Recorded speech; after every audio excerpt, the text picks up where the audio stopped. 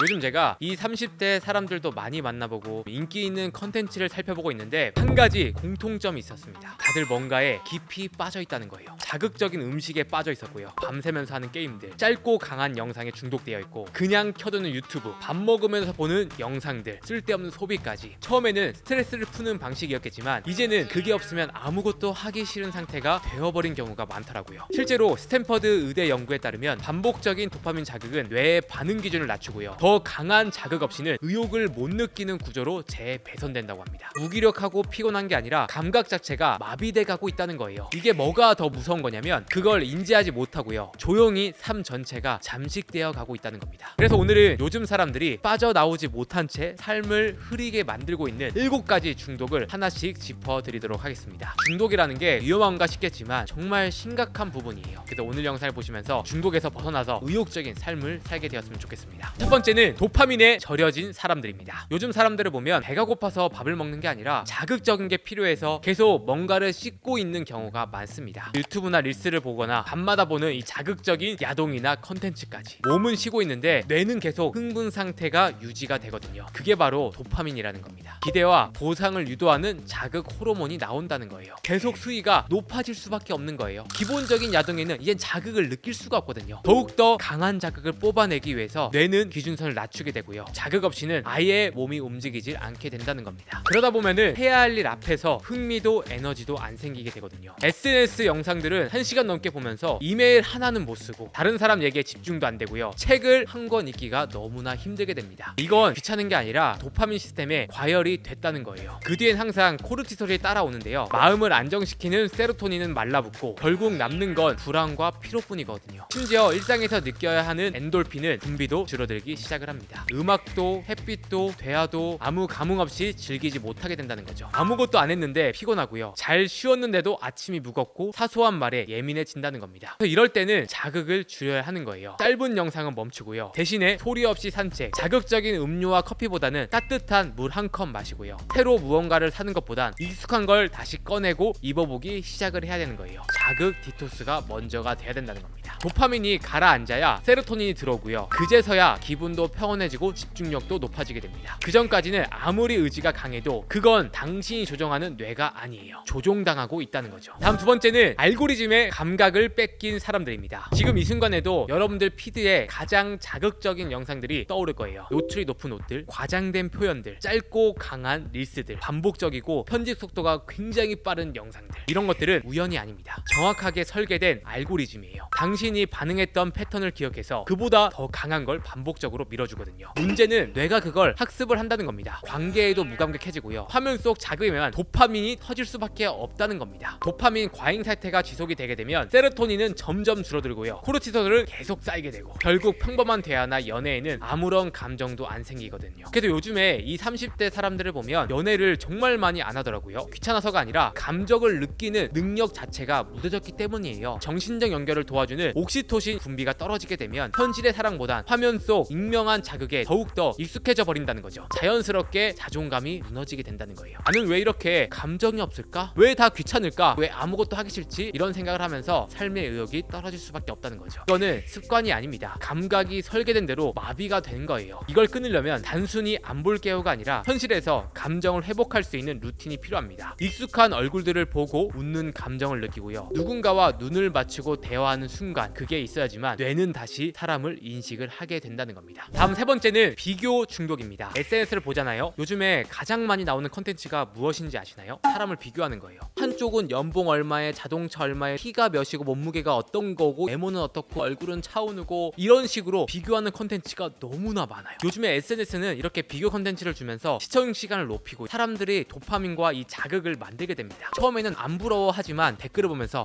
사람들은 이렇게 생각을 하는구나 하면서 점점 더 자존감이 낮아지게 됩니다. 사실 그거는 AI로 만든 허구적인 인물인데 이걸 보면서 자존감이 낮아지면서 비교 중독에 빠지게 된다는 거예요. 그게 반복이 되게 되면 무의식적으로 뭔가 뭔가 부족하다는 생각을 계속 하게 된다는 거예요. 도파민은 자극적인 피드에만 반응을 하거든요. 내가 우월하다는 생각을 하게 만들면서 계속 자존감을 내리게 해요. 결국은 자존감이 바닥인데 그걸 덮기 위해서 더욱더 강한 자극을 만들게 됩니다. 더 세 보이는 옷을 올리게 되고요. 더 자극적인 사진들, 자극적인 영상들, 과장된 허세를 만들게 되는 겁니다. 이걸 끊기 위해서는 비교를 멈춰야 됩니다. 스스로 내 삶 기준을 다시 세워야 되고 내 하루를 기록을 하시고요. 내 감정을 체크하고요. 필요한 루틴을 지키는 부터가 시작인 겁니다. 기준이 밖이 아니라 안에서부터 바뀌어야 한다는 거예요. 네 번째는 보여지기 위한 소비입니다. 과시 중독이라고도 이야기할 수 있는데요. 요즘 사람들이 고생한 날 끝에는 뭐라도 사야지 보상 심리가 작용되면서 보여주기식 소비를 하는 경우가 굉장히 많이 생기고 있습니다. 명품 지갑도 마찬가지고요. 한정판 스니커즈, 리셀로 산 트렌디한 패딩, 결국 이런 거 샀을 때는 그냥 끝나는 게 아니라 남들한테 보여주게 되거든요. 힘들게 살았다는 보상을 티내는 걸로 대신하고 있기 때문인 겁니다. 소비가 커지게 되고요. 충동적으로 소비는 했는데 막상 이 아이템들을 쓸 데가 없어. 그러다 보면 돈이 없어서 결국 당근이나 중고 거래터에 팔게 되는데 가격도 많이 떨어지고 의미 없는 소비가 된다는 거죠. 이걸 끊으려면 단순히 돈을 아껴야지 이 수준으로 안 됩니다. 나는 이걸 왜 사고 싶은지, 왜 필요한지 생각을 많이 하고 준비를 해야 된다는 거예요. 저는 자동차를 살 때도 할부로 사지 않아요. 일시불로 살 수 있을 때 그때 소비를 합니다. 그런 기준을 가지고 소비를 하고요. 할부로 사는 건 이미 살 수 없는 사람인 거예요. 누군가에게 더 잘 보이기 위해서 보상 심리를 만들면 안 된다는 거죠. 다음 다섯 번째, 관계가 귀찮아진 사람들이에요. 요즘 사람들 만나는 거 피곤하다, 왜 만나냐, 혼자인 게 좋다 이렇게 말하는 사람들이 많아요. 이런 거 괜찮긴 하거든요. 근데 문제는 이 관계를 피하게 된다는 거예요. 이게 단순한 성격 문제가 아니에요. 사람을 만나면서 느껴야 할 감정, 신뢰, 애착, 편안함 같은 옥시토신 분비가 중요하다는 거거든요. 근데 요즘은 이런 걸 느낄 기회가 점점 더 줄어들고 있어요. 왜냐면 SNS로 전부 다 소통을 하기 때문에 이렇게 생각을 하게 된다는 거죠. 사람은 소통을 하면서 관계를 만드는 동물이에요. 결국 이런 대화가 되게 되면 외로울 때는 사람을 만나는 게 아니라 결국은 유튜브를 틀게 되고요. 심심하면 쇼츠를 보게 되고요. 그냥 의미 없이 스크롤을 내리면서 시간을 보내게 된다는 거예요. 열심히 사는 사람들만 계속 잘 되는 거고 이렇게 고립이 되는 사람들은 계속 그 자리에 머물게 된다는 거예요. 방법은 하나밖에 없습니다. 이런 불편한 감정을 견디는 훈련을 해야 된다는 거예요. 이런 걸 견디면서 나는 관계를 더욱더 잘할 수 있는 사람이 되면서 새로운 호르몬들이 나오게 된다는 거죠. 그래서 연락이 끊긴 친구에게도 먼저 톡을 해보고요.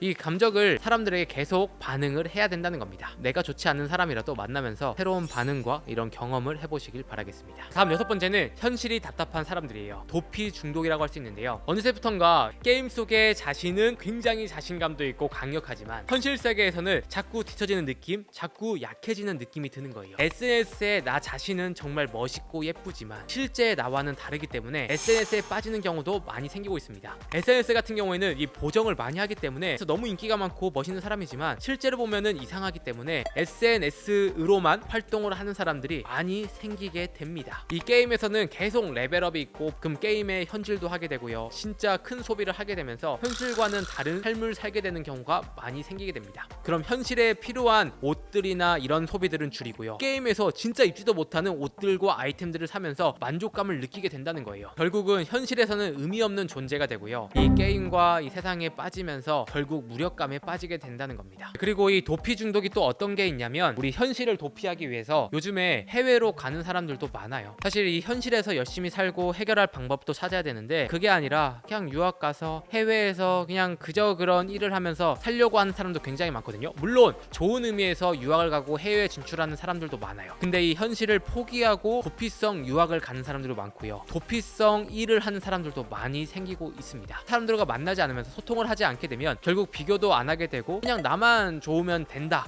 이런 느낌으로 살게 된다는 거죠. 그래서 우리는 너무 도피를 하려는 것보다 자연스럽게 어우러지면서 그 사람은 그 사람이고 나는 나고 하면서 현실에서 내가 발전을 하려면 어떻게 해야 하는지 고민을 해야 된다는 거죠. 다음 일곱 번째, 감정이 새는 사람들. 요즘 사람들 이 마음의 화가 굉장히 많습니다. 근데 이 화를 어디에 써야 할지 모르거든요. 회사에서도 말 못하고 가족에게는 미안해서 말을 아끼고 연애는 시작도 안 하게 되죠. 결국에는 아무 상관없는 타인에게 화살이 튀게 됩니다. 댓글이나 이런 것들이 굉장히 날카로워지고요. 자극과 이 사람이 고통받는 걸 즐기게 되는 경우가 많이 생깁니다. 이건 저는 건강한 문화가 절대 아니라고 생각이 들고요. 우리나라는 너무 이 고립이 되어 있어요. 사실 미국만 하더라도 개방적이기 문화이기 때문에 진짜 어떤 사람이 있든 그 사람들을 존중해주는 문화가 있거든요. 근데 우리나라 사람들은 존중해주는 문화가 아니라 진짜 조금만 잘못하더라도 욕하고 화를 내고 나락이 가야 되고 이런 문화가 너무나 많아지고 있다는 거예요. 압니다. 우리는 스트레스가 쌓여 있고 이 도파민은 무너져 있고 이 세로토닌은 말라붙어 있어요. 그럴 때 내가 가장 쉬운 방법으로 이 감정을 배출하려고 하는데 나보단 약한 상대, 나보단 이 데미지를 많이 받을 수 있는 상대에게 터뜨린다는 거죠. 이걸 끊기 위해서 유일한 방법은 표현을 배우는 겁니다. 피곤하면 피곤하다 말하고요. 짜증이 났다면 왜 짜증이 났는지 이유를 설명을 하는 거예요. 그래야 정서적으로 우리는 더욱더 성숙해질 수 있게 된다는 겁니다.